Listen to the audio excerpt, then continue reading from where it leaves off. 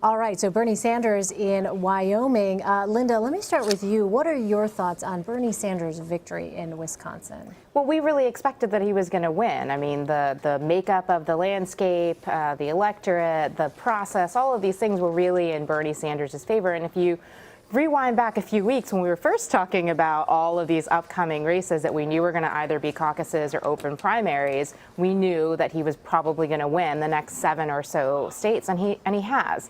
The challenge for him remains that he's not winning these states in huge blowouts, and when you look ahead to the upcoming calendar, the situation doesn't look as great for him, and he's just got, you know, a steeper and steeper hill to climb as time goes on. As you well know, Caitlin, the enthusiasm behind Senator Sanders has been interesting to watch. We saw a little bit of it there. We've seen it in other places. What do you make of that? Because, for instance, this figure here, young voters, you know, Bernie Sanders once again demonstrating he has a connection with younger voters.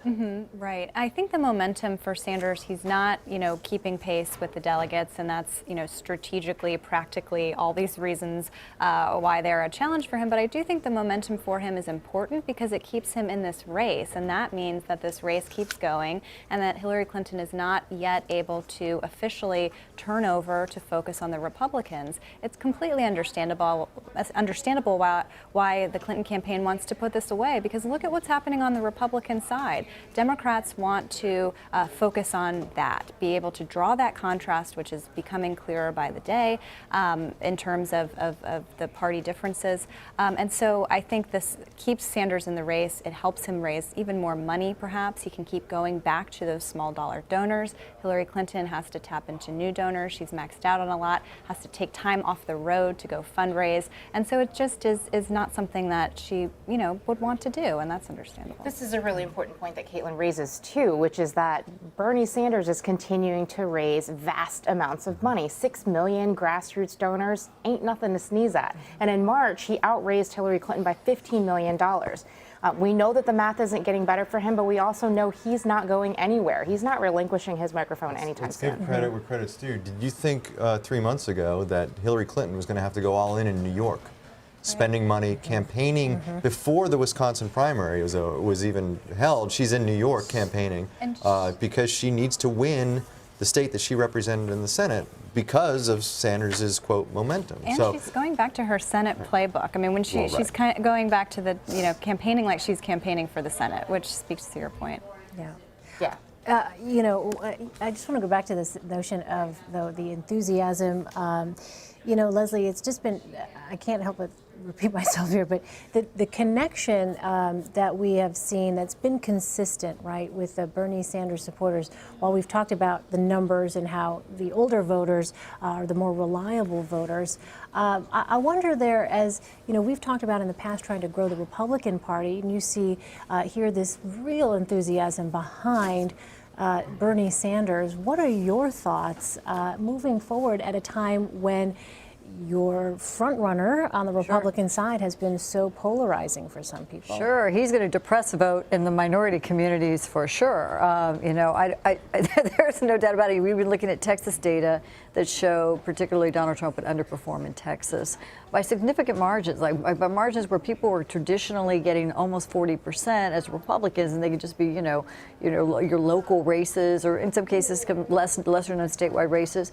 But Donald Trump performs 8 points below them. So it is really just makes people take a beat, because there's not a lot of state data to look at that can make that comparison to where is he siphoning off. It's women and minorities. We know that. And what's interesting that does not get talked about a lot when you're talking about minorities and kind of ethnic solidarity in voting, that Bernie Sanders is basically able to evangelize and split the Latino coalition based on youth. He's getting a lot of Latino youth. So the older Latinos are going with Hillary Clinton. Huge demographic. Exactly, massive, and they're growing 50,000 new 18-year-olds a day. If you don't get that vote. But the Democrats never thought that they would split within the party. Now, they may eventually come back in, right, because they overwhelmingly get Hispanic vote. But to see younger voters not want to get behind Hillary Clinton is a problem. It is a significant problem. It doesn't get talked about enough. For Republicans, we're just like, get out of the 25 percentile. We should be in the 40 percentile in terms of support. So where it's going to land, nobody knows. It's going to depend on the nominee. It's too early to tell. I think the positive lining here is you still have a lot of minority Republican candidates who are not in minority states. Like we're still winning in statewide offices. So Republicans are winning in candidates. We're not winning in popular vote. And that's going to be something that's going to take at least 10 years to correct. Steve, let me ask you on the Democratic side here. When you are looking at, we've talked about enthusiasm, we talked about young people, but you're looking at some of the potential vulnerabilities here. We've talked about honest and trustworthiness, but are there ways in which Bernie Sanders' continued campaign is actually making Hillary Clinton a better candidate? The rhetoric, some of the themes that she's chosen to focus on, the ways in which she has gotten her finger on the pulse of what it is that Democratic voters want. Have we seen her change and perhaps sharpen some of her rhetoric with Bernie Sanders continuing to be in the campaign? Yes. So I think on one hand, there's a sense that when she doesn't have real competition, that she sort of gets in, she sort of starts to coast, and she doesn't become as sharp as a campaigner and as a candidate. The problem with Sanders still being in the race is he is forcing her to take positions that are further to the left than she normally would take if she was just worried about the general election at this point. Let's look at minimum wage, for instance. Now, minimum wage, big issue in states like California, New York, blue states, great. She's all in, $15 an hour. It's not something that she was talking a lot about until the states passed those laws, but now she's a big fan of it. Now she's going to have to answer for that in a general election scenario, and there are going to be states, purple states and red states, that might not agree with her on that $15 an hour minimum wage for whatever reason. And how is she going to square that, right? That's just the latest example of an issue that Sanders has pushed her further to the left on. So the longer he's in this race, the further left she's going to have to go in order to keep up with him or to beat him. And I think the more polarizing you get, whether it's on the Democratic side or the Republican side, and it happens very early in the Republican primaries. It seems to have been the case the last several primary contests for Republicans. You get so polarized that to try to come back to the middle and appeal to a general electorate becomes that much more difficult. Now, so I think in this case, the earlier Sanders gets out for her is going to be better for her in the long run. If she ultimately is the nominee. You wanted to weigh in, Sure. Leslie? I think when we're talking about New York, I think a really interesting phenomenon is you have a lot of disaffected and frustrated Democratic voters in the western part of the state. When you talk about everything from Rochester to Syracuse, she went and ran, and when you're talking about her Senate campaign, I'm going to revitalize this area. I'm going to use my prowess as FLOTUS, as a former First Lady, to come in and really revitalize this part because of the trade deals that went wrong, and didn't really revitalize this part of the state. And none of that transpired. So there's a lot of angst and anxiety in that part of the state that she's going to really have to make up for. Yeah, what about that? What do you think about that, Linda? I mean, is that perhaps an area where that could be a trouble spot for her? Well, I mean, specifically on the trade issue, I mean, this speaks to the point that Steve was making earlier. I mean, we know that when she was Secretary of State, she called the Trans-Pacific Partnership the gold standard. And because of this engagement with Bernie Sanders, she has since clarified her position on it to be, well, it needed to meet these bars for me, and it really hasn't, so I don't support it. And so, I mean, I think that that's definitely significant movement that you definitely wouldn't have seen otherwise if Bernie Sanders weren't in the race.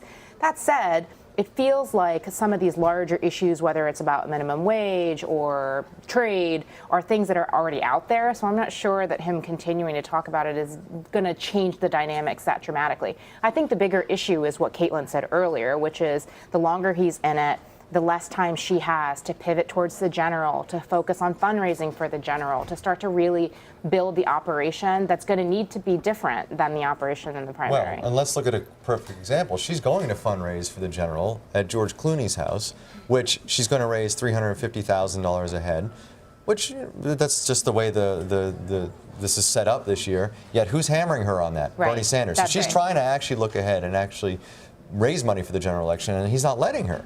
And that again gets in her way.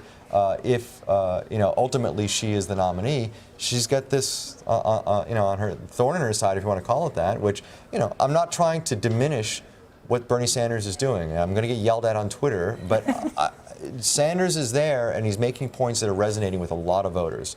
Yet she obviously wants to move on from this Yeah. and is not allowed to, and he's not letting her do it. They whether it's- all want to move on. They all want to take course. the course. She has to take her coronation and move on and do Right. that. I'm so sorry, Bernie It's Sanders. been enough. I think she was fine to do it February, March. Okay, now it's been enough. Well, it's not going to end anytime soon. She needs to understand that he's not getting out. Their way. Exactly. He's not going to get out. It is interesting, though, that the Sanders campaign, basically all 15 of their highest level staffers participated in this New York Times story just a couple days ago, essentially throwing in the towel, saying, you know, if we had just done 2015 differently, we would be better but off. It is an interesting story because they were basically admitting that what they're doing now they should have done earlier, which is going after her hard, really hitting her on Wall Street and the email stuff and the honesty and trustworthiness. They held off on that for the longest time, and they are looking and admitting that the delegate math is a hill that they cannot overcome. They are admitting that. They've admitted it. Jeff Weaver, the campaign manager,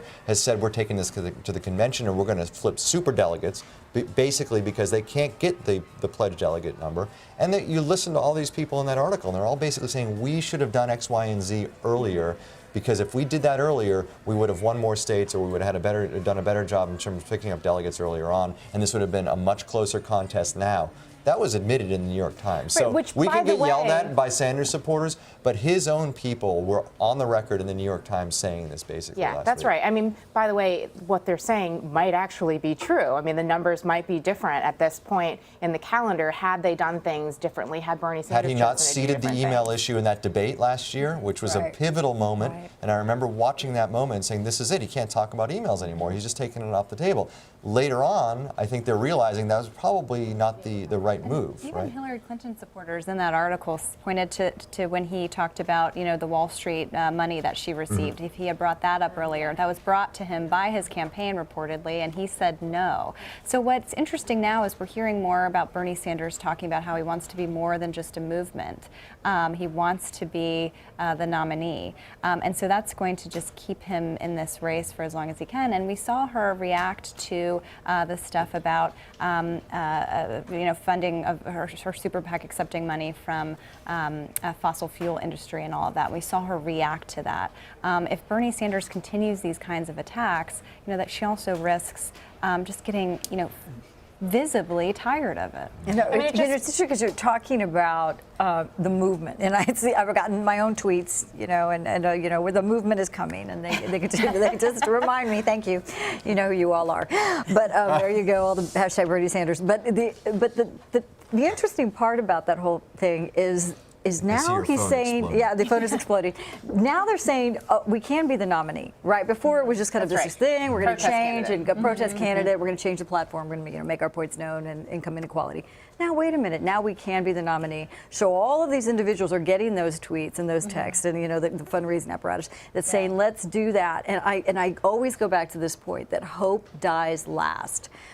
The hope is an uprising, right? As long as there is hope among the individuals who support Bernie Sanders, who fundamentally believe that is now their new target, squashing that is going to be extremely difficult because now they're changing the tactics in terms of how much harder they're willing to work.